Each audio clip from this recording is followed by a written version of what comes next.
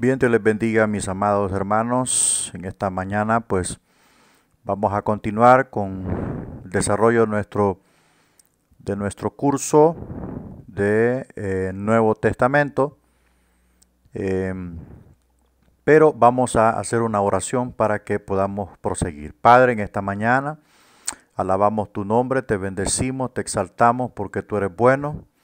En este momento, Espíritu de Dios, nos reunimos delante de tu presencia para que tú tomes el control de todas las cosas que vamos a decir y hacer.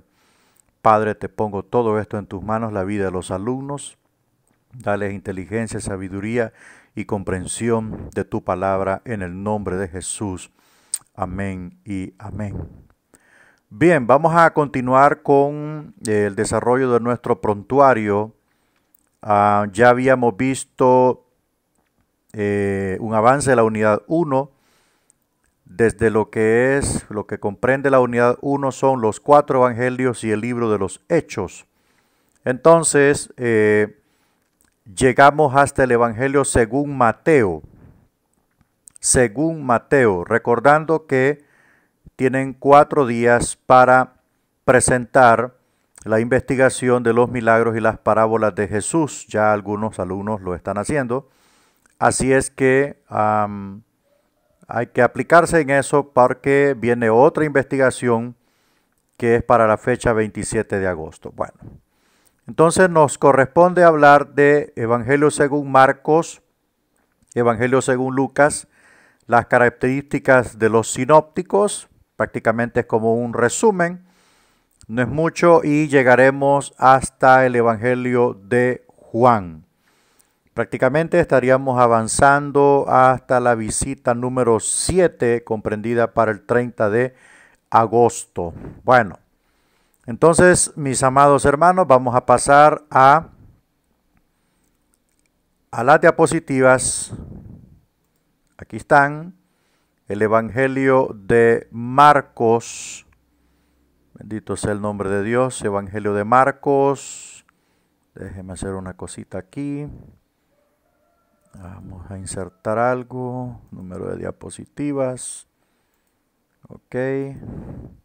Aquí hay que inventar todo, mis hermanos, hasta aprender a hablar inglés. Entonces le damos acá. Listo. Y son 22 diapositivas. Abrimos presentación. Perfecto. Evangelio de Marcos. Vamos avanzando. Miremos lo que es el autor, la fecha y el tema. Marcos, el autor, no fue uno de los 12. Eso tenemos que tenerlo claro, amados estudiantes de primer año. Marcos no fue uno de los 12 originales apóstoles, ¿ok? Pero vivía en Jerusalén, era amigo de Simón Pedro. Ahí están las citas bíblicas para que usted las pueda verificar en su casa, por supuesto, que es lo que debe de ser. Y era primo de Bernabé. Era primo de Bernabé, según Colosenses 4:10. También Marcos, a veces llamado Juan Marcos. Bueno, en algunos libros he leído yo que Juan Marcos era sobrino de Bernabé, pero vamos a relacionarlo como familia, ¿verdad? Como familia. Trabajó con Pablo y otros apóstoles, o sea, prácticamente Marcos tiene las dos escuelas, la Paulina y la Pedrina. También así que era amigo cercano de todos los apóstoles. Sabía mucho sobre la vida de Cristo y de la iglesia primitiva. ¡Wow! ¡Qué bendición! Puede ser que el Evangelio de Marcos haya sido escrito antes que los otros 3 evangelios. Bueno, según lo que se dice, así fue. Él fue el primer evangelio. La mayoría de los eruditos determinan que su fecha a fines de los 50 o principios de los 60 pudo haberse escrito el Evangelio según Marcos. El tema de Marcos es Jesús el siervo. O sea, Marcos enfatiza a Jesús siendo de origen divino, pero que vino acá y tomó forma de hombre y se convirtió en siervo, vino a servir, el siervo triunfante. No nos da una genealogía de Jesús. ¿Por qué? Bueno, porque nadie tiene interés en los antecedentes de un siervo. Es muy lógico, lo que la gente quiere de él es el trabajo. Así que Marcos muestra a Jesús en acción. O sea, vino a servir, vino a trabajar. Ese es el enfoque sinóptico de este escritor sagrado en cuanto a la persona de Jesús. Él enfoca que Jesús vino a servir, ¿verdad? Vino a servir. O sea, esa es una gran lección para todos nosotros, que nunca debemos olvidar que Jesús se despojó de su gloria y vino a tomar forma de siervo y vino a servir. Así es que esto es muy importante conocerlo. Déjenme un segundito verificar. Listo. Tengo que asegurarme que el audio esté activo porque no quiero repetir clases. Ok, perdón. Bien, entonces, bueno, quiero mencionar un dato importante acerca del Evangelio de Marcos. El Evangelio de Marcos, se ve claramente la huella del apóstol Pedro en la vida de Marcos. Está bien decir de que no hay una genealogía por la razón de que ¿quién quiere saber cuál es el origen de un siervo? Los esclavos eran esclavos, punto y final. Pero fíjese usted que quiero añadirle algo más. La evidencia clara o la huella o la influencia del apóstol Pedro en la vida de Marcos, el escritor sagrado, es prácticamente palpable. Pedro era un hombre de acción, Pedro era un hombre intrépido, Pedro era un hombre práctico, Pedro iba al grano. Entonces Marcos prácticamente se apropió del estilo de vida petrino y lo plasmó en su escrito. Usted puede ver que el capítulo 1 de Marcos empieza con la predicación de Juan Bautista. Empieza directamente ya al grano. Y si usted, por ejemplo, se va a Mateo, usted va a encontrar que Mateo comienza con la genealogía de Jesucristo. Luego usted hace un recorrido y se va a Don Lucas, ¿verdad? Y se va a Don Lucas y va a encontrar Lucas capítulo 1, verso 1, que Lucas hace una introducción dedicatoria primero a Teófilo, que consideramos que era un hombre muy importante para que él se tomara ese tiempo y ese costo. Y luego Lucas empieza hablando del anuncio del nacimiento de Juan y después sigue su relato y habla del nacimiento de Jesús. Y si nos vamos al Evangelio de Juan, ¿verdad? Si nos vamos al Evangelio de Juan, nos vamos a encontrar pues que Juan comienza desde la eternidad, ¿verdad? Entonces, Marcos era práctico, directo al grano, como lo era su maestro, Pedro, y eso es lo que vemos.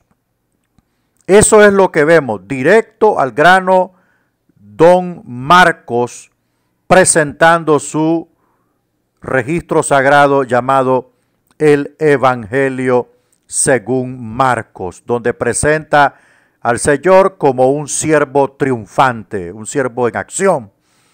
Veamos un poquito acerca de los lectores y el propósito. Usted tiene que recordar, estudiante, que todos estos datos que estamos viendo, autor, fecha y tema, los lectores o destinatarios, el propósito, todos estos son elementos importantes para formarse un panorama general del escrito. Prácticamente estamos viendo el contexto histórico, cultural del escrito de Marcos. Es muy importante reconocer todo esto. Antes de leer un libro, échele un vistazo qué dice el contexto histórico, qué dice el contexto léxico, sintáctico, perdón, qué dice el contexto cultural, político, religioso, social, demográfico, geográfico. Todos estos elementos son importantes antes de leer un libro para formarse una idea clara de lo que vamos a encontrar en el libro. Muy importante. Marcos escribió su evangelio principalmente a los lectores romanos. A los lectores romanos. Entonces usted ya va entendiendo por qué Marcos era un escritor práctico. Pues porque a los romanos les gustaban las cosas prácticas y rápidas, ¿verdad? Sin mucho rodeo, directo al grano.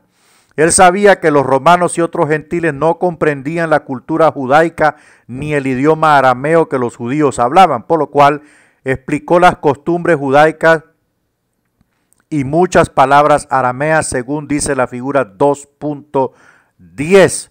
Entonces podemos encontrar esta gama de información en el escrito de Marcos, tomando en cuenta la importancia de los lectores que recibirían la carta, ¿verdad? La carta. Es muy importante tomar en cuenta todo esto. En la figura 2.10 hay unas explicaciones aquí.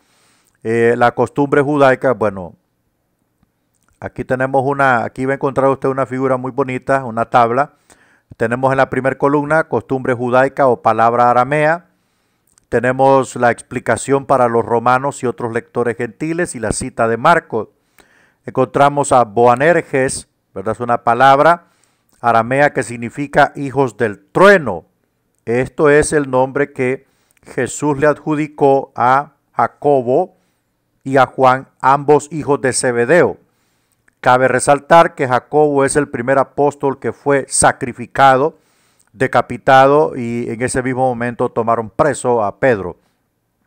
Otra palabra que encontramos en arameo es talita kumi, ¿verdad? Estas palabras arameas significan niña, a ti te digo, levántate, y esa usted lo va a encontrar en Marcos capítulo 5, verso 41. Otra costumbre es el lavamiento de manos que este escritor toma en cuenta aquí. Los fariseos y todos los judíos no comen sin lavarse las manos.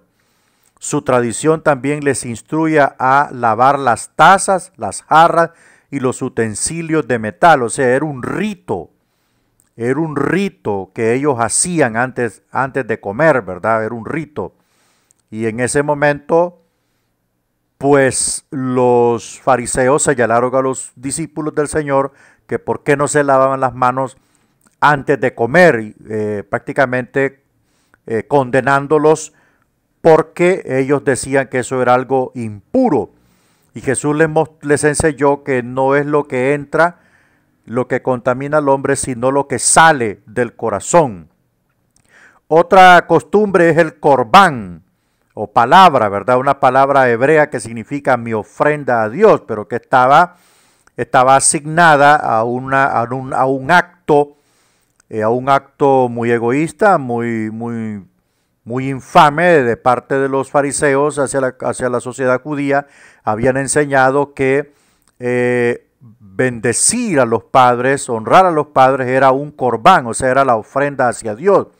Y Dios nunca enseñó que el corbán o la honra a los padres era una ofrenda, era un deber, era un mandamiento imperativo con promesa.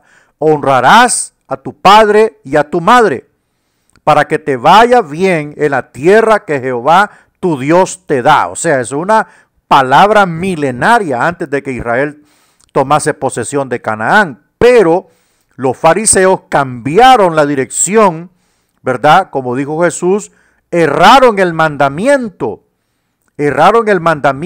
y lo utilizaron para crear un perfil más alto hacia ellos. En cierta ocasión los fariseos exigían a sus alumnos más honra hacia ellos que a sus padres. Por eso todo lo que le dieran a los padres era una ofrenda hacia Dios. Y eso convirtieron el mandamiento en un acto religioso. Y las cosas que están sujetas dentro de la honra son honra, no son religiosidad. El que lo practique, Dios lo va a bendecir. El que lo cumpla, Dios lo va a bendecir. El que lo haga con amor, con liberalidad, con solicitud, Dios lo va a bendecir. Muchas cosas que están en la Biblia, en la palabra de Dios, ordenanzas, las han espiritualizado, las han convertido en un acto religioso. Usted puede ver lo que sucedió con la cena del Señor y con el bautismo. La historia de la iglesia dice de que los católicos, todo lo que era la ordenanza, los dos ordenamientos del Señor que debían hacerse, como lo es el bautismo y la cena del Señor, ellos la espiritualizaron, le dieron poder a estas cosas, le dieron poder al vino, le dieron poder al pan, le dieron poder al agua, del bautismo y todo eso. Entonces le cambiaron la dirección a la ordenanza, espiritualizándolo, ¿verdad? Entonces esto hay que tenerlo bien en cuenta. Por eso hay que estudiar la Biblia, por eso hay que analizar la Biblia, por eso hay que interpretar la Biblia. De nada sirve que usted estudie 4 años en este instituto virtual y se coma todo ese montón de materias, que son 23 materias en 4 años, si usted no aprende a interpretar la Biblia. De nada le sirve. De nada le sirve. Nosotros tenemos que aprender a interpretar la Biblia, a conocer sus raíces, sus verbos, a conocer el verdadero significado que quiso decir el autor, no lo que yo quiero entender. Lo que quiso decir, eso es importante conocerlo. Otra palabra en arameo, éfata, que significa sé abierto, que fue cuando Jesús utilizó esta palabra con aquel ciego, ¿verdad? Que tocó los ojos, creo que, si más no recuerdo, escupió en tierra, hizo lodillo, le puso en los ojos y le dijo, éfata, sea abierto, y aquel hombre pudo ver, ¿verdad? Pudo ver. Entonces, estas son las palabras que Marcos tomó en cuenta para que la comunidad romana, cristiano-romana, pudiese entender, pudiese comprender todo lo que se está mencionando aquí. Otra palabra, Gólgota, que significa el lugar de la calavera, que hasta el día de hoy el lugar de la calavera es una realidad. Se le llama lugar de la calavera porque es una parte alta, ¿verdad? Es una parte alta, y en la parte frontal de ese como montículo, como una explanada arriba, en la parte frontal hay unos hoyos que literalmente se ve una calavera allí. Por eso le llamaban el lugar de la calavera. Y todos los sentenciados a muerte sabían, todos los que eran sentenciados a muerte por crucifixión, sabían que su destino era terminar en el monte de la calavera, y eso era totalmente aterrador. Otra palabra que encontramos, Eloi, Eloi, lama sabactani. Una frase aramea que significa, Dios mío, ¿por qué me has desamparado? Es una expresión de Jesús desde la cruz del Calvario en su momento de muerte o de agonía. Otra expresión que encontramos, día de preparación. Esto significa la víspera del día de reposo.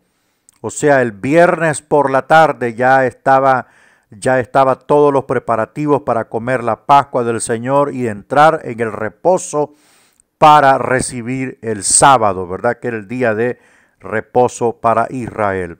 Veamos el propósito de Marcos. Su propósito era mostrar a Jesús obrando como el siervo del Señor. En este evangelio vemos 42 veces a Cristo haciendo sus obras en forma inmediata.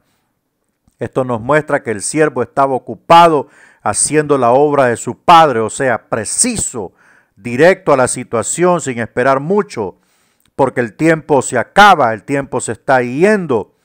Eso es lo que mostró, lo que está mostrando Marcos en su escrito, y yo le aconsejo que usted pueda darle una lectura a estos evangelios ya desde esta perspectiva, ¿verdad? De esta óptica por parte del instituto, para que usted pueda entender mejor algunas cosas que no había comprendido.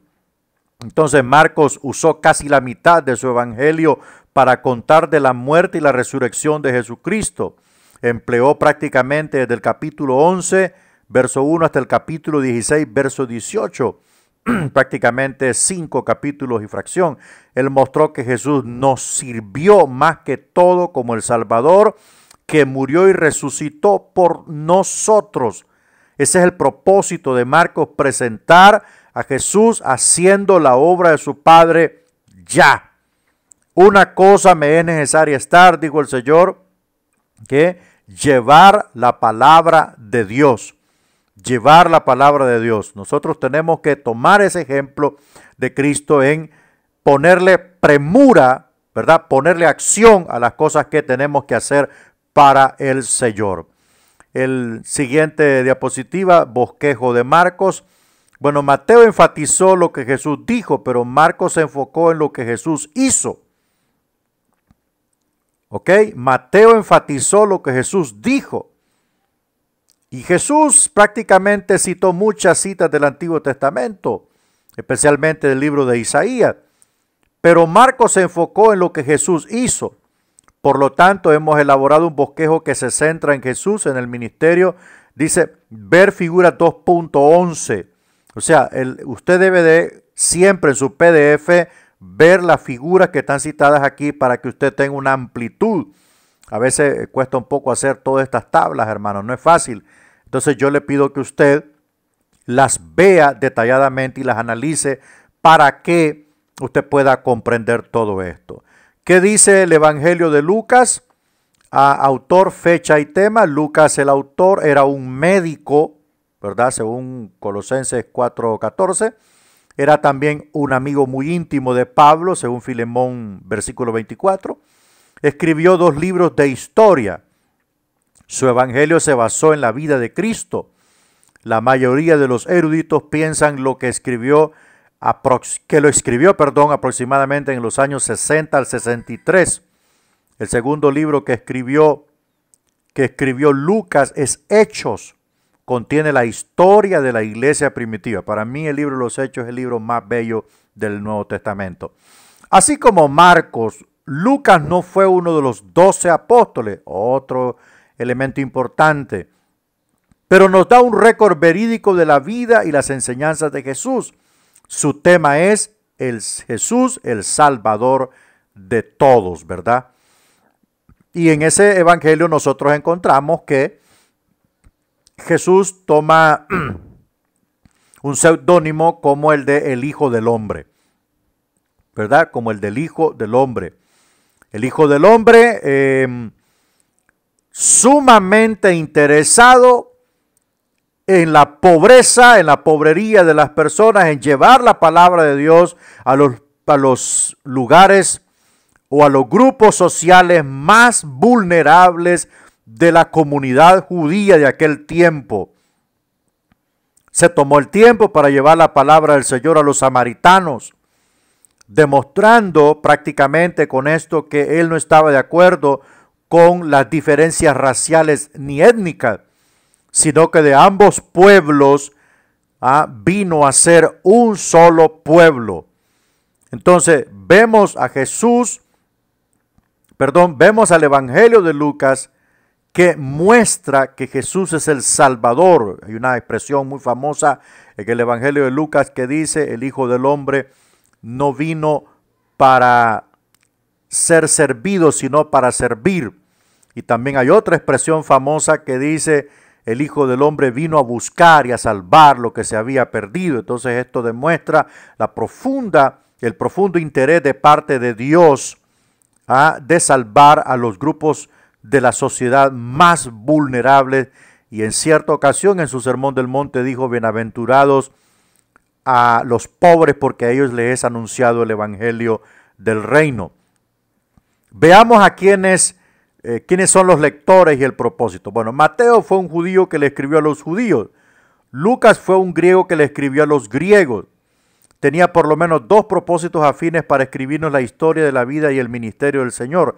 Recordemos que en la dedicatoria, ¿verdad?, de la introducción de Lucas 1, él le escribe a Teófilo, que según dicen era una persona muy influyente, muy importante para la política romana, pero que se había convertido al cristianismo, y Lucas le envió un tomo de 2 libros, los cuales ya los hemos mencionado.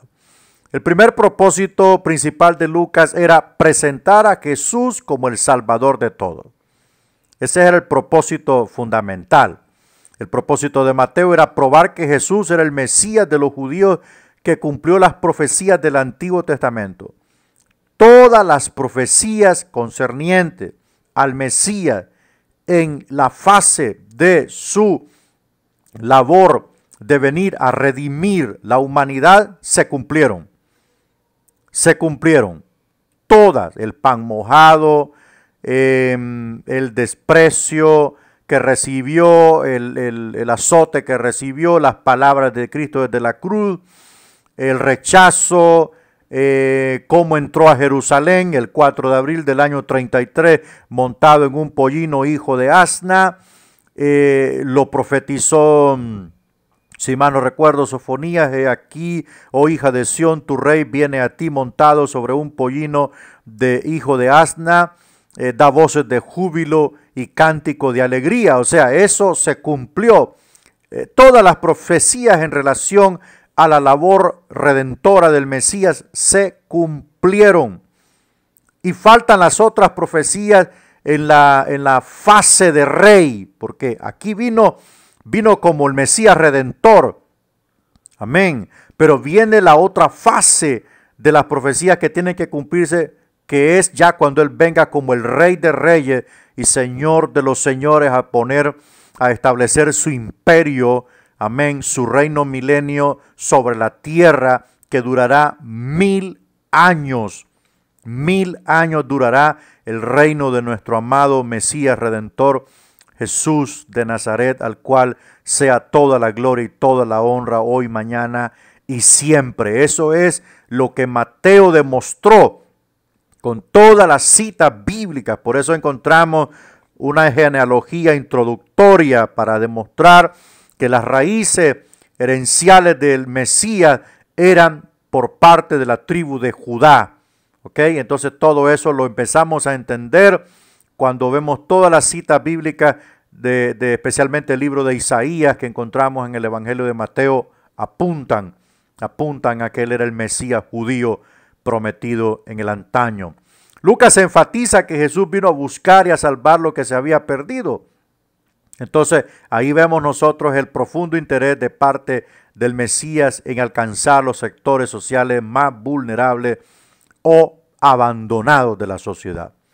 Vemos en muchos lugares de Lucas el énfasis en Jesús como el Salvador universal. Gabriel le dijo a María que le pusiera por nombre a su hijo Jesús, que significa el Salvador. Los ángeles le dijeron a los pastores: he aquí os doy nuevas de gran gozo, que será para todo el pueblo, que os ha nacido hoy un Salvador. Simeón tomó al bebé Jesús y alabó a Dios, diciendo: porque han visto mis ojos tu salvación, la cual has preparado en presencia de todos los pueblos, luz a los gentiles y a tu pueblo Israel.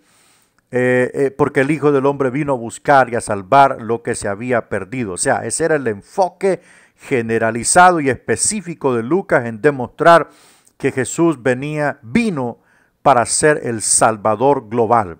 Mateo traza la genealogía del Señor a través de David y hacia atrás hasta Abraham, hace una conexión, ¿verdad? Todo lo que es la genealogía de Abril, incluyendo la ascendencia de Abraham.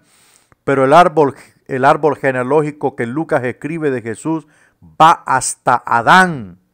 O sea, Mateo habla desde Abraham a David, pero Lucas era otro rollo, hermano.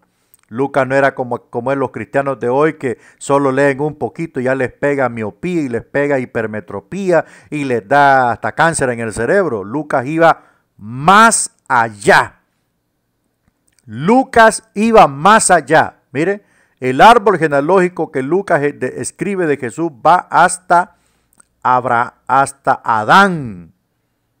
Hasta Adán. O sea que prácticamente nos hace una conexión extraordinaria de las raíces del Mesías ¿verdad? Las raíces del Mesías según Lucas. Es increíble lo que podemos encontrar. Está en el capítulo 3, versículo 23. Jesús mismo al comenzar su ministerio era como de 30 años, hijo según se creía de José, hijo de Elí. Y desde José, viremos para atrás, peguemos un retroceso y empieza Lucas a hablar desde José, mire, llega hasta, ya le digo, la genealogía prácticamente por parte de José, hijo de Abraham, hijo de Isaac, hijo de Abraham, el versículo 34, y sigue para atrás, hijo de Taré, hijo de Nacor, esta es la genealogía de José, hijo de Serug, hijo de Ragú, hijo de Pelec, hijo de Eber, hijo de Sala, hijo de Cainán, hijo de Arfaxad, hijo de Sem, hijo de Noé, hijo de Lamec, pero no el Lamec perverso, sino que Lamec, Lamec era piadoso, hijo de Matusalén, prácticamente Matusalén era el papá de Lamec, hijo de Enoc, mire, hijo de Jared, hijo de Mahalalel, hijo de Cainán, hijo de Enos, hijo de Set, hijo de Adán, hijo de Dios. Esta es la genealogía por parte de José. Ahora vamos a ver, para que a usted le quede claro este asunto, la genealogía que enfoca Mateo. La genealogía de Mateo usted la va a encontrar en el capítulo 1, verso 1, libro de la genealogía de Jesucristo, hijo de David, hijo de Abraham. ¿Ok? A Abraham engendró a Isaac. Mire, o sea, desde Abraham. ¿Por qué Abraham? Pues porque Abraham es el padre del pacto, es el padre de la nación. Entonces, todo se desprende de Abraham y prácticamente un enlace sanguíneo. Abraham engendró a Isaac, Isaac a Jacob y sigue allí a Judá, Jacob a Judá y Judá a sus hermanos. Ahora saca la línea sanguínea de Judá.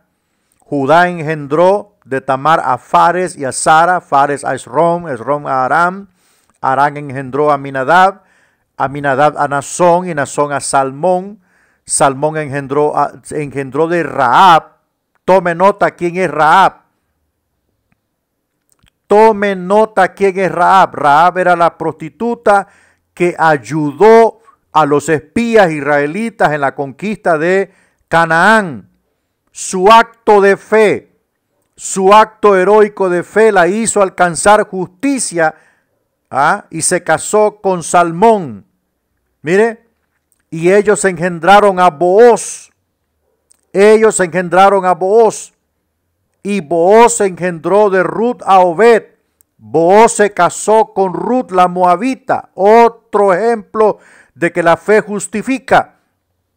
No son los méritos. No es el grito, no es la pompa, no es el desmayo en la iglesia. Es la fe. Dios busca fe. ¿Hallará fe el Hijo del Hombre en la tierra cuando vuelva? No va a hallar fe. Lo que va a hallar es un relajo en la iglesia. Lo que va a encontrar es un relajo de profetas que solo viven hablando boberías, que tienen confundida la iglesia. Y va a encontrar a un pueblo, haragán, que no quiere leer la Biblia, que no quiere orar, que no quiere someterse, quieren que todo se lo haga el Señor, que todo se lo haga el pastor, quiere que le acomoden el camino para llegar fácil a la tierra prometida. Eso es lo que va a hallar Cristo cuando venga. Usted puede ver estos dos ejemplos. Rahab alcanzó justicia por la fe y fue injertada en la línea sanguínea del Mesías. Y luego encontramos a Ruth, una moabita, que le dijo a Noemí su suegra: tu pueblo será mi pueblo y tu Dios será mi Dios, y donde tú mueras yo moriré. Eso se llama lealtad, eso se llama conversión, eso se llama convicción, eso se llama nacer de nuevo prácticamente. Un gentil pagano tuvo más revelación que muchos cristianos en este tiempo, se lo garantizo, amado hermano, que están actuando como que si estuvieran, como que si fueran niños empachados. Así actúan muchos cristianos en esta época. Entonces, del matrimonio de Ruth y Obed nació, perdón, de Ruth y Booz nació Obed. Obed era el papá de Isaí, el papá de David. Obed era el abuelo de David. Mire, Isaí engendró al rey David y el rey David engendró a Salomón, de la que fue mujer de Urías. O sea, Salomón nace de Betsabé, la que era esposa de Urías. Salomón engendró a Roboán. Esto ya lo sabemos porque estudiamos Antiguo Testamento. Salomón engendró a Roboán. Roboán, que usted sabe, fue el rey de la tribu del reino del sur. Roboán. Y Roboán a Abías y Abías a Asa. Asa engendró a Josafat, que fue un buen rey. Josafat a Joram y Joram a Usías. Recuerde que Joram fue el hijo de Josafat que se casó con Atalía. Y Joram engendró a Usías y Usías engendró a Jotán. Jotán a Acaz y Acaz a Ezequías. Ezequías pues fue un buen rey. Ezequías engendró a Manasés. Yo quiero explicarle algo aquí. Todos estos reyes que están acá, no crea que son escogidos al azar. Estos fueron los reyes piadosos de Israel. Ezequías engendró a Manasés. Manasés, recuerde lo que hizo Manasés. Manasés fue perverso, pero se arrepintió. Y Manasés a Amón y Amón a Josías. Recuerde Josías, el niño rey. Josías engendró a Jeconías y a sus hermanos en el tiempo de la deportación a Babilonia, que fue en el año 586 antes de Cristo. Josías engendró a Jeconías. Mire, verso 12, después de la deportación a Babilonia, Jeconías engendró a Salatiel y Salatiel a Zorobabel. Acuérdese quién era Zorobabel. Zorobabel era el gobernador de Judá, era el alcalde prácticamente de Judá, porque Judá era un protectorado del reino de Persia. Acuérdese bien que el Señor envió palabra a Zorobabel por medio de los profetas, para motivarlo a que continuara la obra de la reconstrucción. Luego Zorobabel engendró a Abiú a Eliaquín y Eliaquín a Azor. Azor engendró a Sadoc y Sadoc a Akim y Akim a Eliú. Eliú engendró a Eleazar a Matán a Jacob. Y Jacob engendró a José, marido de María, de la cual nació Jesús, llamado el Cristo. De manera que todas las generaciones desde Abraham hasta David son 14 generaciones. Mire qué trabajo este. Desde David hasta la deportación a Babilonia en el año 586, 14, ya van 28 generaciones. Y desde la deportación a Babilonia hasta Cristo, otras 14. Entonces prácticamente son 42 generaciones que pasaron. Y ahí está la genealogía de Mateo, que específicamente la traza desde Abraham hasta Cristo, ¿verdad? Bueno, ya sabemos entonces que la genealogía de Lucas la traza desde Adán, y Mateo la traza desde el padre Abraham hasta Cristo. Pues segundo, Lucas enfatizó que Jesús era el hombre perfecto. La meta más alta de los griegos era encontrar al hombre ideal o perfecto. Todos los griegos educados buscaban la persona perfecta. Bueno, el pensamiento griego decía que el hombre, entre más conocimiento tenía, entre más filósofo era, entre más sabio era, más estaba cerca de la perfección. El asunto está que el conocimiento no te da la perfección, y la perfección que ellos buscaban no se obtenía a través del conocimiento. Prácticamente Lucas les dio a entender que la perfección estaba en Jesucristo. Esa era la perfección. Por eso él tomó el seudónimo de el Hijo del Hombre. O sea, Este tipo de hombre era perfecto, no se equivocaba, no mentía, no robaba, no tenía inclinaciones pecaminosas, era una persona con una naturaleza perfecta, aunque su cuerpo era imperfecto, ¿verdad? Porque era un cuerpo humano y todo cuerpo humano es imperfecto, pero su naturaleza interna era perfecta. Así que Lucas mostró que Jesucristo era completo, el hombre perfecto. En relación a los humanos, Jesús estaba más arriba de las normas más altas de los griegos.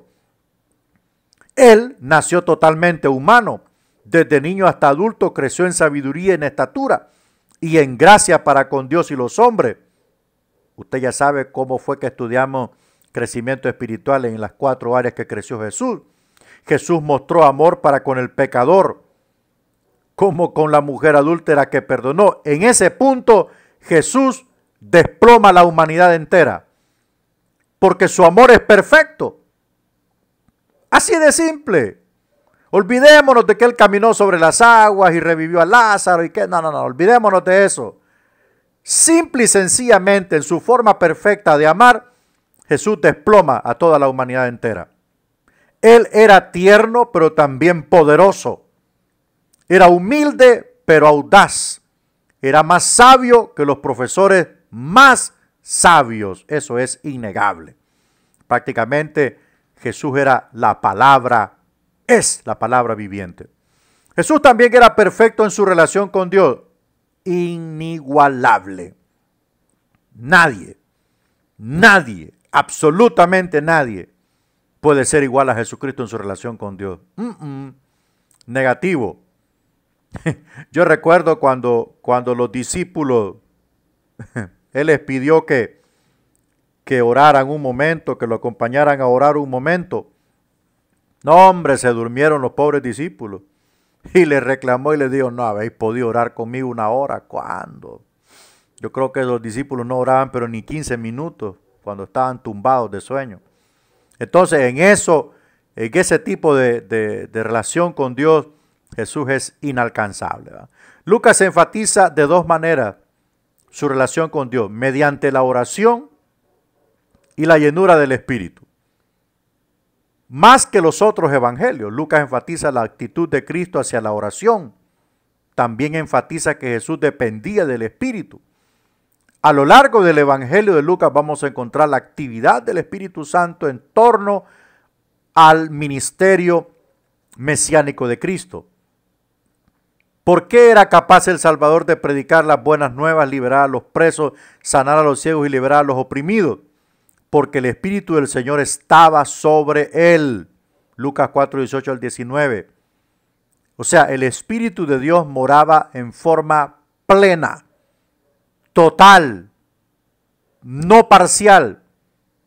El Espíritu Santo viene sobre el creyente de vez en cuando, nos llena, nos sentimos en ese momento llenos.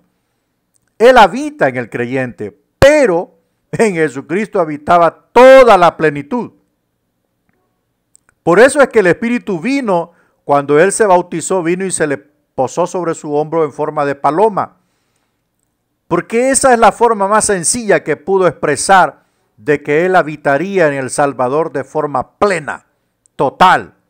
Por eso es que el Señor solo daba una palabra y las cosas sucedían porque el Espíritu Santo estaba en forma total en Él. Eso es increíble de pensarlo. Nosotros hemos podido experimentar una pizca del poder del Espíritu Santo y les aseguro que estamos con un montón de dolamas toda una semana. Pero que Él habite totalmente, en su forma plena, en nosotros no soportamos. Nuestros cuerpos fallecen. Y el cuerpo de Jesucristo. Pero pastor, ¿por qué el cuerpo de Cristo sí pudo aguantar? Le voy a decir que pudo aguantar porque su esencia era perfecta. No tenía pecado. Ese es el asunto. Jesús internamente no tenía pecado, entonces por lo tanto su naturaleza limpia y perfecta podía recibir la plenitud del Espíritu Santo, a pesar que su cuerpo era un cuerpo común. Sudaba, etcétera, etcétera. Se cansaba y todas esas cosas. Entonces, la naturaleza de Jesús, como era perfecta, sí podía contener y recibir la plenitud del Espíritu Santo, y por eso hizo todas las cosas que hizo y logró llegar hasta la cruz y morir, cosa que Adán no pudo hacer. Adán no pudo obedecer al 100%, pero Cristo sí pudo. Bueno, Lucas nos muestra que Jesús era un modelo para nosotros en el carácter, la oración y llenura del Espíritu. Como hijo del hombre, Jesús era el mejor hombre en todos los aspectos. Así Lucas presenta al perfecto hijo del hombre que vino a buscar y a salvar lo que se había perdido. Yo en su momento le dije a usted que el hijo del hombre significaba la naturaleza humana llevada a la más alta expresión o a la alta perfección, inigualable, inalcanzable, única y suficientemente en Jesucristo. Aquí dice ver figuras 2.15 y 2.17, usted las puede ver allí en su PDF. Las características de los sinópticos, los sucesos registrados en los 3 evangelios. Cada evangelio es diferente en su idea principal. Sin embargo, hay 6 eventos que están incluidos en los 3 evangelios. Esta repetición nos ayuda a conocer bien estos 6 sucesos según la figura 2.18. Aquí la tenemos. La primer suceso que encontramos registrado es el anuncio del Salvador por parte de Juan el Bautista, Mateo 3, Marcos 1 y Lucas 3. Usted puede ver la diferencia. Marcos arranca con el anuncio de Juan Bautista, mientras que Mateo espera hasta el capítulo 3 entrar al asunto de Juan Bautista. 2, el bautismo del Salvador, lo registra Mateo 3, Marcos 1 y Lucas 3. Número 3, la tentación del Salvador, la encontramos en el capítulo 4 de Mateo y también lo encontramos en el Evangelio de Marcos capítulo 1. O sea, todo es rápido en Marcos. En Lucas también lo encontramos en el capítulo 4, la tentación del Señor. La transfiguración del Salvador es un suceso que lo encontramos en Mateo 17, Marcos 9 y Lucas 9. El juicio, la muerte y la sepultura del Salvador la encontramos en Mateo en los capítulos 26 y 27, Marcos 14, 15 y Lucas 22 al 23. Y la resurrección del Salvador lo encontramos en Mateo 28, Marcos 16 y Lucas 24. Esas son las 6 características que encontramos en los 3 evangelios sinópticos. El nacimiento extraordinario de Cristo fue extraordinario. Su nacimiento virginal es fundamental en la fe cristiana. O sea, esta es una doctrina, el nacimiento virginal de Cristo. ¿Por qué hay un énfasis en esto? Primero, porque cabe resaltar que la concepción de Jesús en el vientre de María no fue por obra humana.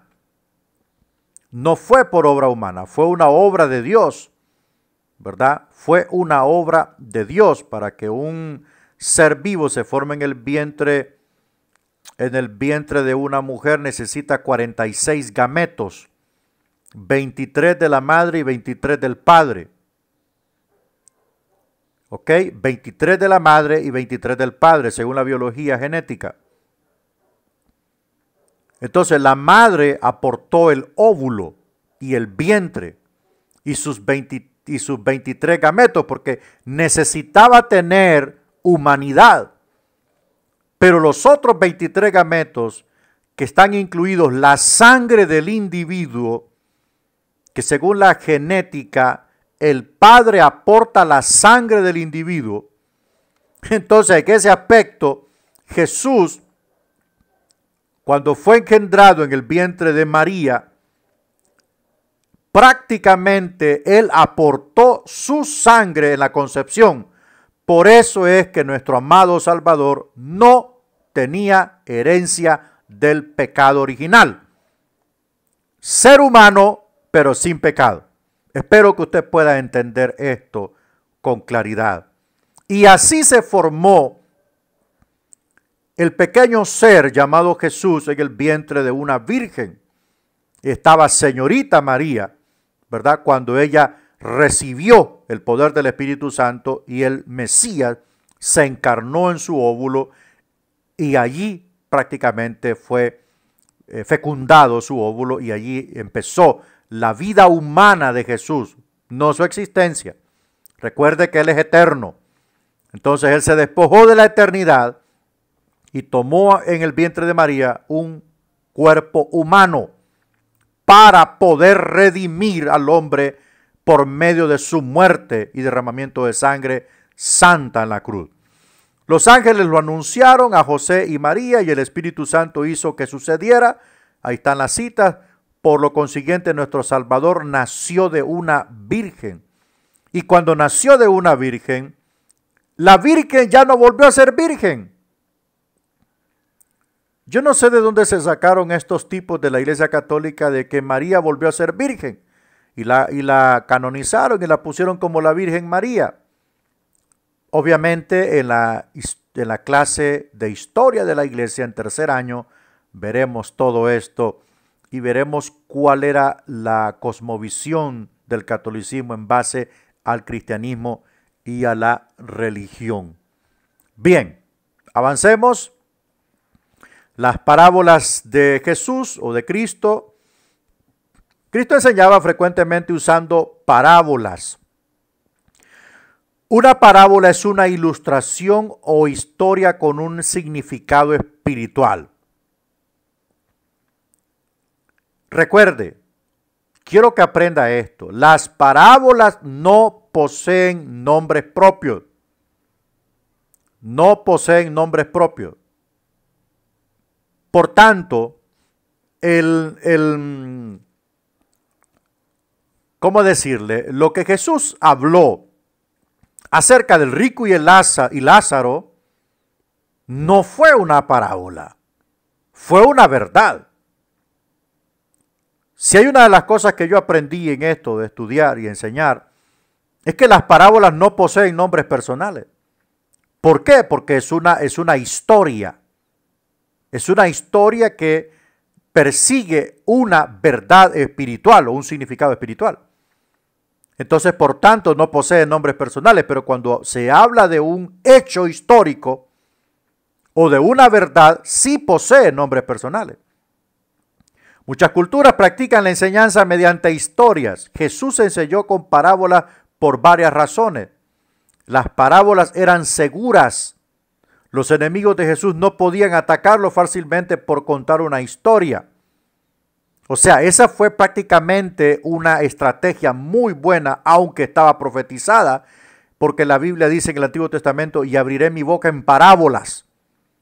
Entonces, para que oyendo no entiendan y viendo no vean, y yo los sane. ¿Por qué iba a suceder esto? Porque el Señor sabía que la sociedad religiosa judía de aquel tiempo, de su advenimiento, iba a tener el entendimiento embotado, iba a estar radicalizado. Iba a ser una sociedad eminentemente religiosa sin fruto, guías ciegos. Entonces, prácticamente con las parábolas, Dios no le estaba hablando a los fariseos ni a los religiosos a través de parábolas, le estaba dando una enseñanza a la otra sociedad judía de aquel tiempo. Prácticamente bloqueó a un grupo para alcanzar al otro. También las parábolas ilustran y preservan la verdad. Son fáciles de recordar y se quedan en el corazón de las personas. Natán le contó una parábola al rey David. Se trataba de un hombre rico que sacrificó el único cordero de un hombre pobre. La verdad estuvo en el corazón de David antes de que se diera cuenta que él era el hombre rico. Y así fue. Y le dijo, ¿qué hay que hacer? ¿Qué crees tú que hay que hacerle al hombre rico? Que muera, dijo David. Ese hombre eres tú, le dijo Natán. Otra razón por la que Jesucristo usó las parábolas fue para ocultar nuevas verdades a la gente infiel, o sea, la sociedad religiosa de aquel tiempo. Lea Mateo 13, 10, 12, dice que Dios quería que los discípulos aprendieran una nueva verdad. ¿Cuál era esa nueva verdad? La verdad del Evangelio. Él sabía perfectamente que los suyos no abrazarían el evangelio porque estaban radicalizados en la fe judía. Él sabía que la mentalidad de aquel tiempo, bloqueada por la enseñanza farisaica, no iba a abrir su mente a la verdad del evangelio, ni tampoco lo recibirían a él como enviado de Dios. Entonces, por eso usó las parábolas para alcanzar a la sociedad vulnerable de aquel tiempo, los pobres. Por eso él enfatizó mucho su mensaje sobre los pobres. Por lo tanto, Jesús se las explicó en privado, ¿verdad? Por ejemplo, la parábola del sembrador.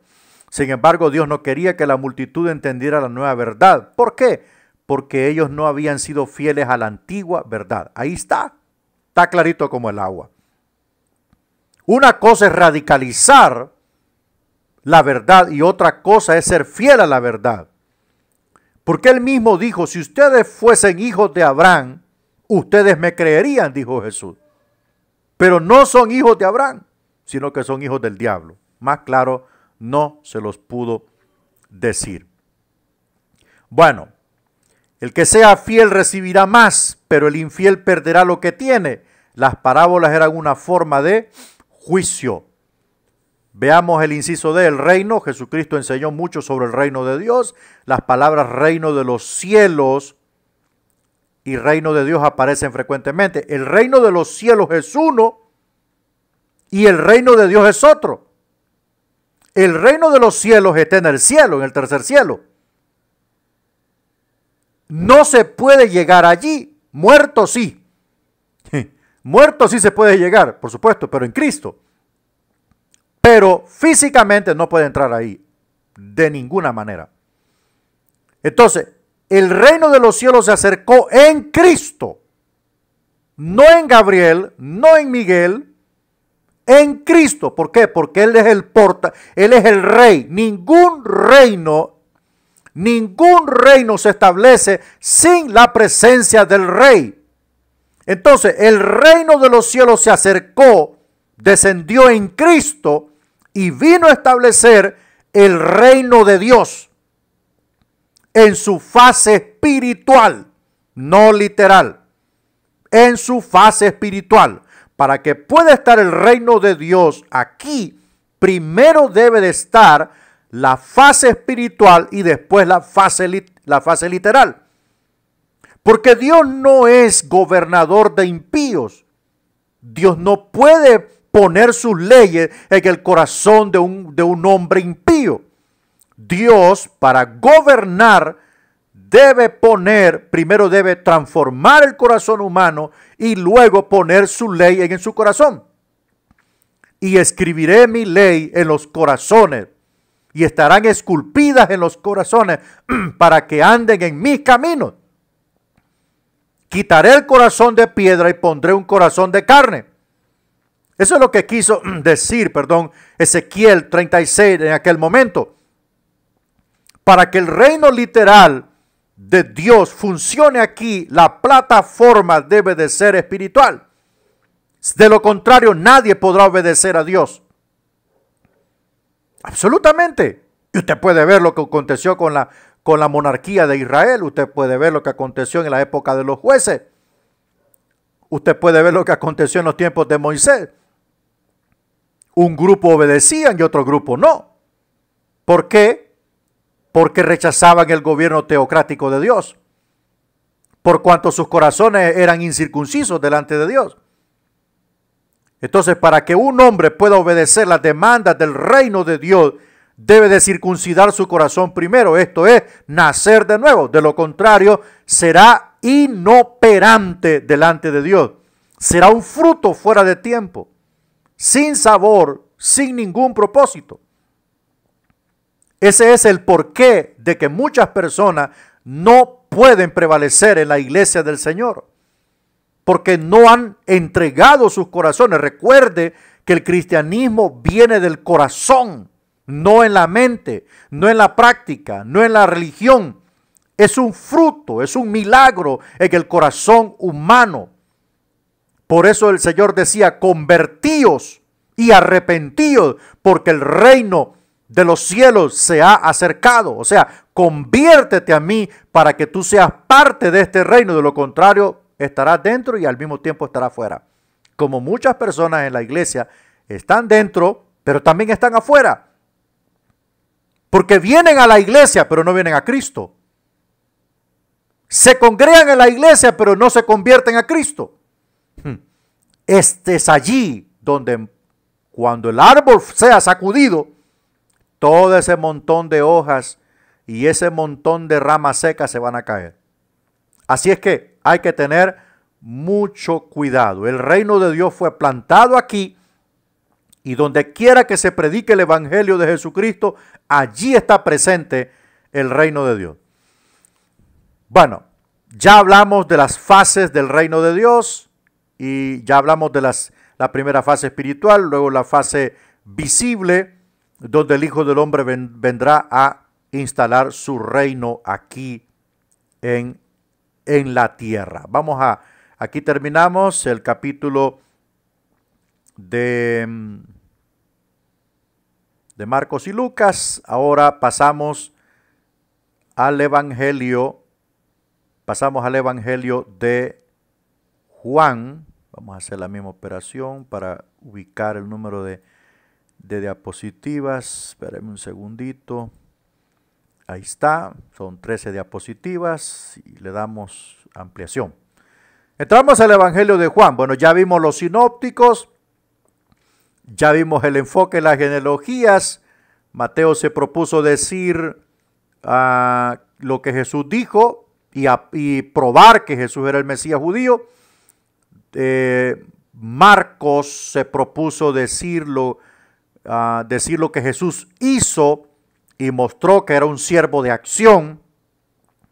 Y Lucas nos presentó al Hijo del Hombre en su naturaleza perfecta, pero con un propósito claro: salvarlos a todos. Dejamos la sinopsis y nos remontamos hacia lo más alto de la cúspide de los evangelios, como lo es el Evangelio según Juan, no San Juan. Según Juan. Aprenda usted a pronunciar los títulos de los evangelistas que escribieron sus evangelios.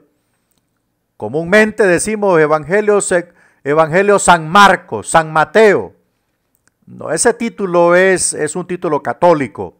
Recuerde que la Biblia que estamos usando es la Reina Valera, que eran monjes católicos, don Cipriano Valera y don Casiodoro de Reina.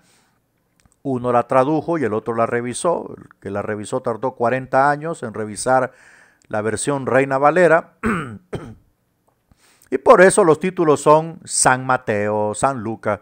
Pero nosotros que estamos aprendiendo y que venimos a este instituto a formarnos, no a deformarnos, tenemos que aprender Evangelio según Mateo, Evangelio según Marcos, Evangelio según Lucas, Evangelio según Juan, ¿verdad? Entonces, veamos el autor y la fecha y propósito. El autor del cuarto evangelio fue el apóstol Juan. Era pescador, hijo de Zebedeo, hermano de Jacobo. Estos dos eran los famosos Boanerges, los hijos del trueno. Hombres violentos, iracundos, intempestivos, bravos. Solo mire las fieras con las que Jesús caminaba. Solo mire las fieras. Tenía quizás unos 25 años cuando Jesús lo llamó. Era el más joven. Esa edad era considerada muy joven en Israel. Y tal vez para ese tiempo era seguidor de Juan Bautista. Según Juan 1:40, es posible. Juan era uno de los apóstoles más cercanos a Jesús.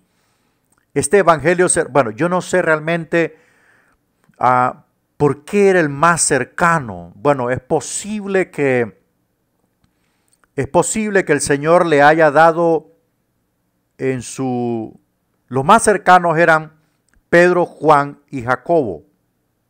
Los más cercanos, los del ciclo cercano de Jesús. Cuando nosotros estudiamos la Biblia y empezamos a ver la historia de la iglesia, empezamos a ver la historia del Nuevo Testamento, Vemos el rol de liderazgo que tomó Pedro, vemos el rol protagónico de Juan, vemos el rol, aunque muy corto, de Jacobo. Este Jacobo no es el escritor de la carta de Santiago, este Jacobo es el hermano de Zebedeo, los tres personas que siempre el Señor incluía en sus momentos más íntimos o hacía algunos milagros muy grandiosos, los llamaba a ellos tres, los llamó a ellos tres en el monte de la transfiguración. Esto creo que era más porque en primer lugar Pedro sería el líder de la iglesia junto con Juan, y Juan sería el tutor de María, prácticamente el cuidador de María después de la muerte de él y de la muerte de José, el esposo de María. Juan la iba a cuidar, o sea, es un encargo que Jesús le hizo. También vemos a Jacobo siendo martirizado en el libro de los Hechos, capítulo 11 creo, o 12, usted me ayuda, usted es textólogo más que yo, va a encontrar que Jacobo es asesinado y Pedro es encarcelado. Entonces, más creo que este círculo muy íntimo de Jesús era para esto. Para esto, cabe resaltar que Jesús es un ser soberano, y él, pues, aunque llamó a 12 y los 12 participaban de su intimidad, pero habían 3 que estaban más cercanos, pero Juan era más cercano todavía. Juan fue el único que se recostó sobre el pecho del Señor. O sea, es admirable lo que hizo Juan, lo que Juan tenía con Jesús. Era el discípulo amado de Jesús. Bueno, habría que analizar prácticamente en una enseñanza aparte por qué era esto, pero sí le puedo decir que hoy nosotros todos tenemos el acceso directo para ser los discípulos amados del Señor. Acerquémonos más a Él, consagrémonos más a Él, seamos más humildes, seamos más responsables, más entregados, y el Señor nos va a amar con un amor incondicional. Una cosa sí tengo clara, Dios ama a su pueblo, pero aquellos que pagan el precio, aquellos que sufren por Él con paciencia, aquellos que le esperan y que le aman y que sobre todas las cosas ponen la mirada en Él, los ama un poquitito más. Bueno, gloria a Dios. El amor del Señor cambió a Juan. Es que el amor de Cristo le cambia la visión a todo mundo. Después de ser hijo del trueno, ahora era el discípulo del amor. Es el discípulo que más habla del amor en sus escritos, Juan. En los primeros días Jesús lo llamaba hijo del trueno. Juan quiso mandar que descendiera fuego sobre los samaritanos, pero el amor paciente del Señor lo cambió en un apóstol apacible. Bueno, Juan de anciano era un hombre muy manso, gloria a Dios. Fecha aproximada, el Evangelio de Juan se cree que fue escrito entre el 80 al 95 después de Cristo. Probablemente después de 20 años de la escritura de Mateo, Marcos y Lucas. Observe que esto fue entre los 50 y 70, los primeros 3 evangelios, después de la resurrección de Cristo. Juan escribió por lo menos 20 años después de que Lucas escribió Hechos en el 63. Y por lo menos 10 años después de que Tito destruyera Jerusalén en el año 70. El evangelio era bien conocido para entonces. Los seguidores del Señor lo habían predicado por todos lados. El evangelio de Juan fue uno de los últimos libros del Nuevo Testamento. Mire qué tremendo. Fue uno de los últimos libros del Nuevo Testamento. Solo las otras cartas de Juan surgieron después de su evangelio. Conocer la fecha de este evangelio nos ayuda a discernir su propósito.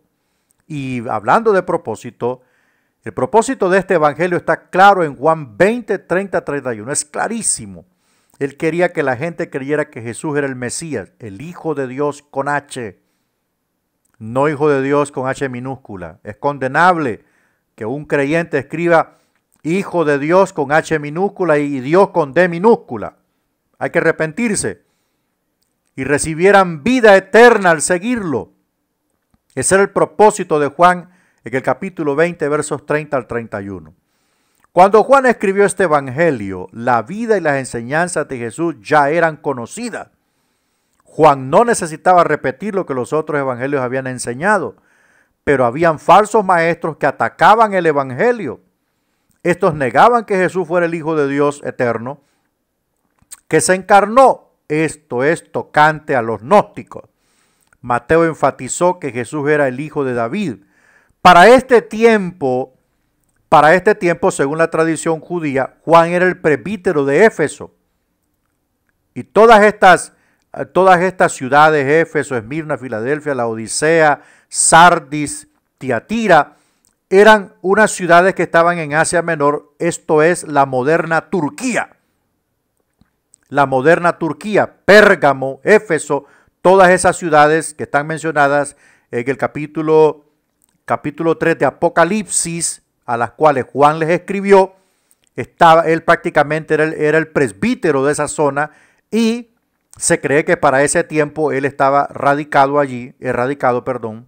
establecido allí, y por eso refutó el pensamiento gnóstico, que los gnósticos a su vez atacaban a los evangelios y negaban la deidad del Señor Jesucristo. Bueno, estos negaban que Jesús fuera el Hijo de Dios que se encarnó. Mateo enfatizó que Jesús era el Hijo de David, judío, ¿verdad? Lucas enfatizó que era el Hijo del Hombre, pero Juan enfatizó que Jesús es el Hijo de Dios. En Juan, Jesús se refiere a Dios como mi Padre. Mi Padre. 35 veces. Número 2, afirmó que él era igual con Dios. Juan 5, 18. Por esto los judíos aún más procuraban matarle, porque no solo quebrantaba el día de reposo, sino que también decía que Dios era su propio Padre, haciéndose igual a Dios. Juan no registra la genealogía de Jesús ni su nacimiento, más bien enfatiza que Jesús era con Dios en el principio. Juan 1:1. Juan no escribe la niñez, ni la tentación, ni la transfiguración de Jesús. No dice nada sobre las parábolas, la ascensión, ni la gran comisión. Claro, porque su enfoque era prácticamente construir un bloque demoledor contra la herejía gnóstica. Tenga cuidado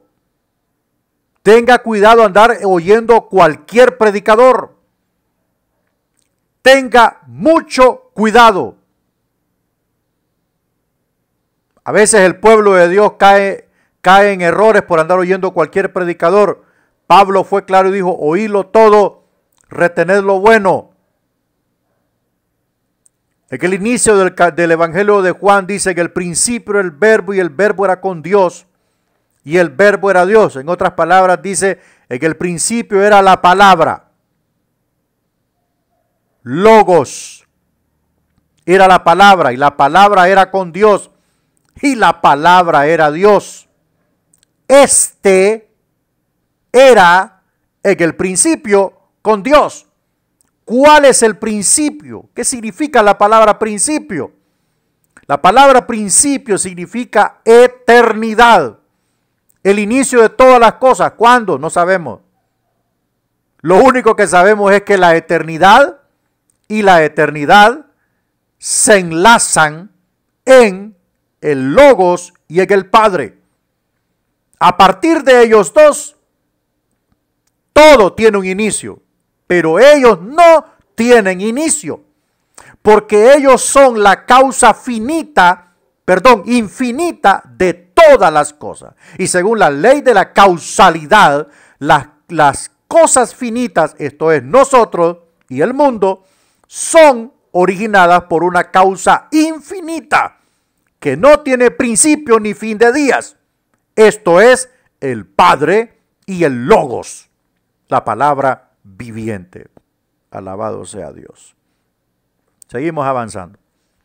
3 palabras importantes en Juan: señales, creer y vida. Las señales es la palabra que Juan usa para los milagros de Cristo. Estas tienen un propósito. En Juan, las señales ayudaron a la gente a saber que Jesús era el Cristo, el Hijo de Dios. Jesucristo realizó muchas señales.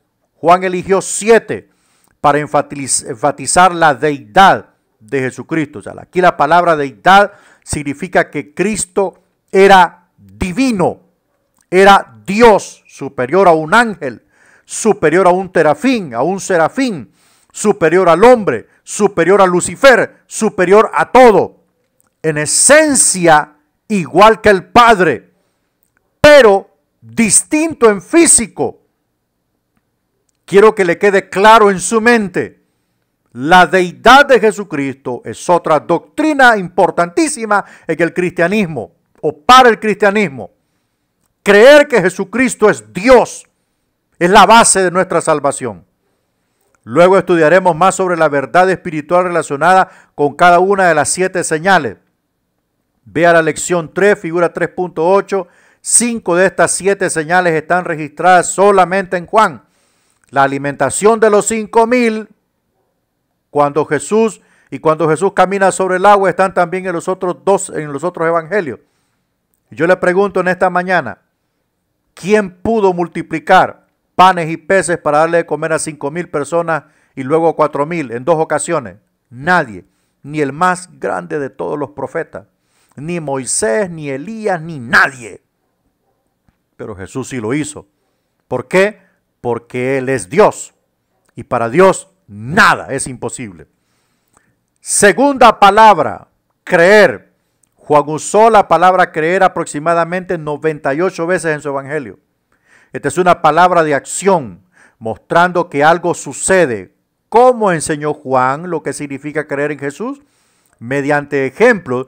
Creer es la palabra que muestra la respuesta de la gente a Jesús. Si ellos creían en Él, pasaban a ser sus seguidores. Pero si no creían, comúnmente llegaban a ser sus enemigos. La mujer en el pozo creyó en Jesús y al creer fue y les contó a otras personas acerca de Él. Juan 4, 28 al 42. Cuando la mujer samaritana se encontró con Jesús, creyó. Y su fe no se quedó con ella, la publicó, testificó, evangelizó, habló a otros de Cristo. Es lo que tenemos que hacer nosotros.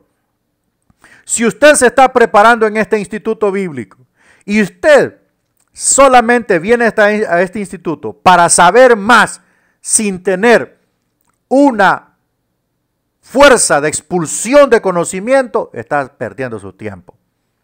Usted debe prepararse para servir a otros. Debe de comunicar a otros lo que recibió de parte de Dios. Esto es lo que hizo la mujer samaritana. El oficial y su casa creyeron en Jesús. Muchos judíos comenzaron a creer en Jesucristo y Él les dijo que serían realmente sus discípulos y seguidores si continuaban obedeciendo sus enseñanzas. El hombre ciego de nacimiento creyó en Jesucristo después de ser sanado y expresó su creencia testificando con energía de Jesús y adorándolo. Todos los que se encontraban con el Señor Jesús tenían que decidir entre creer o no creer. No podían evitar el tener que tomar una decisión. Es imposible. O sea, creer es la forma fundamental de la fe cristiana. Si usted es un creyente, entonces actúe como creyente, viva como creyente y hable de Cristo a otros no creyentes. Tercera palabra, vida. La vida es el resultado de creer en Cristo. La gente recibe la vida cuando lo recibe a Él. Juan también escribió esto en otra carta. Dijo, el que tiene al Hijo tiene la vida. El que no tiene al Hijo de Dios no tiene la vida, sino que la ira de Dios está sobre él, según primera de Juan 5:12. Algunos hablan de la vida eterna como si fuera un regalo que viene por sí solo. La vida eterna es gratis, pero no es un regalo que viene solo. Es el resultado de nuestra relación con Jesucristo. Eso está claro. Eso está claro. Si usted persevera, hasta el fin, entonces obtiene el premio. Una mano tiene vida si está conectada a una persona viva. Una fruta está viva si está conectada a la planta o al árbol vivo. Jesucristo es vida. Él es la vid y nosotros prácticamente somos los pámpanos. Los que estén conectados a Él tienen la vida eterna y los que están separados de Él experimentarán el castigo y la muerte eterna. Nuestra vida está escondida con Cristo en Dios, dice Colosenses 3:3. Prácticamente esto es así. Fuera de Él no hay nada. Veamos la estructura de Juan. Introducción de Juan. Es importante, contiene el mensaje de todo el Evangelio. En ella Juan presenta 3 temas principales de su Evangelio. La persona principal es el verbo es Dios, el verbo, el creador, el dador de la vida. El verbo que nos cuenta del Padre, Juan 1:18, el verbo que fue hecho carne, se encarnó. El nacimiento virginal de Cristo, la deidad de Cristo y la encarnación del Hijo de Dios son 3 doctrinas fundamentales. Las palabras principales son vida, luz, oscuridad, testimonio, creer y verdad. Son las palabras principales que va a encontrar prácticamente en el Evangelio de Juan. La acción principal es el conflicto. Juan usó términos simples para describir batalla. La luz y la oscuridad se oponen la una a la otra. Bueno, vamos avanzando. La conclusión, Juan enfatiza el resultado del Evangelio. Los que creyeron de verdad, como Pedro, seguían a Jesús. El creer inspira a servir. Pedro aprendió que creer en Jesús era más que confesar con palabras. Era la necesidad de darse a sí mismo completamente para el servicio. Todo el que cree en Jesucristo le sirve de alguna manera. Claro que sí. El creer prácticamente es la fe en acción, y la fe en acción tiene que resultar en hablar de Jesucristo. Las enseñanzas de Jesús en Juan, hemos analizado el propósito, las palabras clave y la estructura de Juan. Miremos las enseñanzas de Jesús en este evangelio. ¿Qué fue lo que él enseñó y cómo enseñó? Inciso A, la relación entre las enseñanzas, las señales y las enseñanzas de Jesús están en la figura 3.8. Vea la figura 3.8, por favor, para que tenga un panorama claro. Las 7 declaraciones yo soy de Jesús. Jesús usó las palabras yo soy, con mayúscula, para mostrar a la gente quién era. La figura 3.10 resume las afirmaciones de Cristo en el Evangelio de Juan. Las afirmaciones de Jesús son únicas. Ningún otro líder religioso jamás ha hecho declaraciones como esta. Algunos han tratado de ayudar al hambriento a encontrar pan, pero Jesús dijo, yo soy el pan de vida. El sol da luz física al mundo, pero el Hijo de Dios es la luz del mundo. Dijo, yo soy la luz del mundo. ¡Qué gran afirmación! Asimismo dijo ser la única puerta al Padre Celestial. Considere esto. Ningún otro líder religioso jamás ha afirmado ser el único camino a Dios. También dijo que todos los que creen en Él vivirán para siempre. ¿Quién más ha afirmado algo semejante? Muchos han buscado la verdad, pero Jesús dijo, yo soy la verdad. Es el único estándar espiritual que muestra lo que es verdadero y falso. Yo soy la verdad, en Él no hay engaño. En síntesis a esto, la expresión yo soy propia y particular que Jesús usó solamente se compara con el yo soy el que soy del Antiguo Testamento.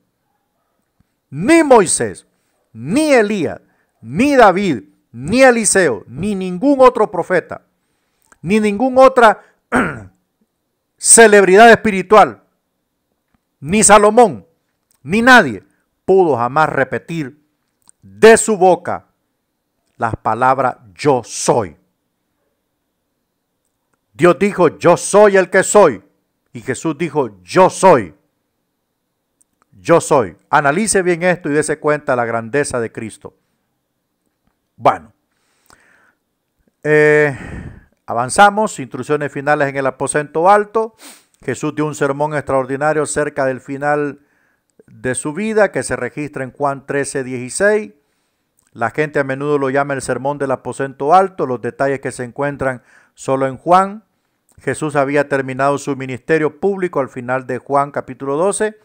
Entonces se reunió privadamente con sus discípulos, les habló sobre dos acontecimientos importantes que sucederían, o sea, preparativos.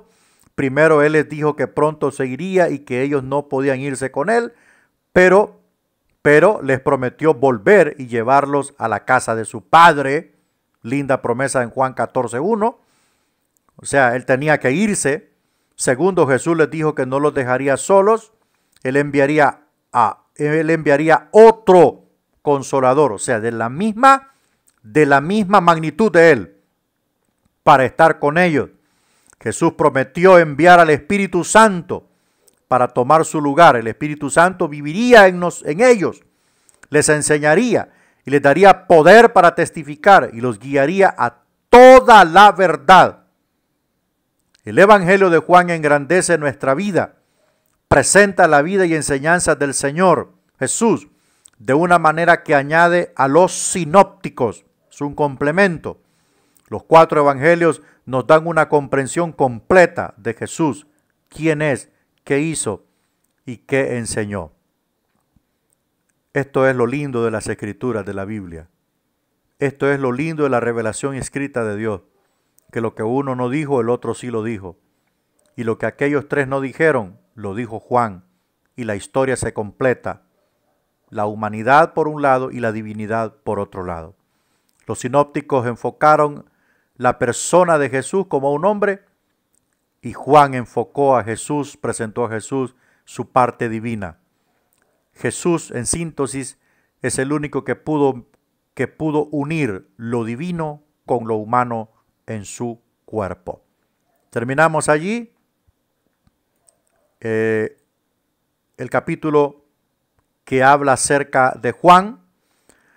Recuerde, ya subió la tarea número 2 del Nuevo Testamento. Complete las preguntas, por favor, y tiene 7 días. La tarea subió ayer. Tiene hasta el próximo martes para entregarlas. Recuerde que la clase de profetas es los jueves y las tareas de los profetas es en cuestionarios, ¿verdad? Vamos a orar para terminar esto. Padre, te alabamos, te bendecimos, te damos toda la gloria. Gracias por respaldarnos. Gracias por darnos la fuerza. En el nombre de Jesús te amamos y te bendecimos y oramos para que los alumnos también puedan continuar su trabajo de formación y preparación para tu servicio. Amén y amén. Bien, mis amados, estamos en contacto. Cualquier cosa, usted me escribe.